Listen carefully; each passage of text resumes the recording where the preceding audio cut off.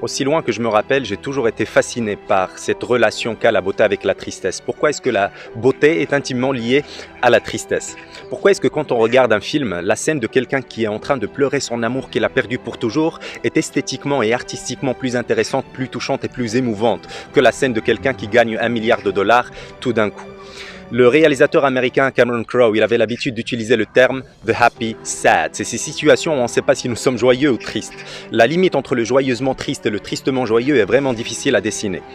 Et dans le livre de Alain de Botton, qu'il a coécrit avec John Armstrong, qui s'appelle Art et thérapie, dans un chapitre intitulé La douleur, je crois, il parle des vertus de l'art. Il disait que l'une des vertus les plus intéressantes, les plus inattendues et les plus importantes de l'art, c'est qu'il nous permet de mieux souffrir, c'est qu'il nous apprend à mieux souffrir. Mais qu'est-ce que ça peut vouloir dire? Eh bien, il explique que certaines œuvres d'art peuvent être considérées comme la sublimation des souffrances et des tristesses de l'artiste et au moment de leur réception de celle du spectateur que nous sommes.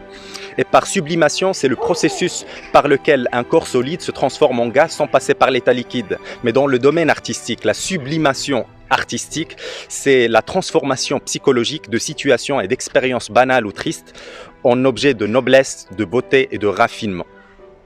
Donc voilà peut-être la raison pour laquelle la tristesse est intimement liée à la beauté, ou peut-être simplement parce que la tristesse nous brise le cœur et laisse passer la lumière.